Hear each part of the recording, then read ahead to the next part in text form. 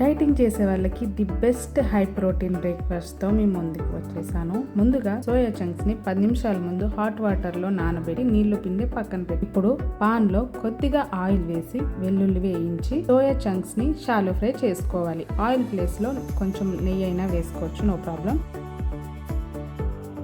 ఇప్పుడు మిక్సీలో పెరుగు, ఒక టమాటో, కొద్దిగా జీడిపప్పు వేసి స్మూతీ పేస్ట్ చేసుకోండి.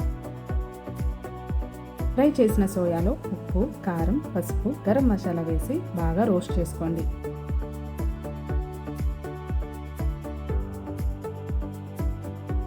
తరువాత తయారు చేసుకున్న పేస్ట్ని వేసి చిక్కబడేంత వరకు ఉడికించండి.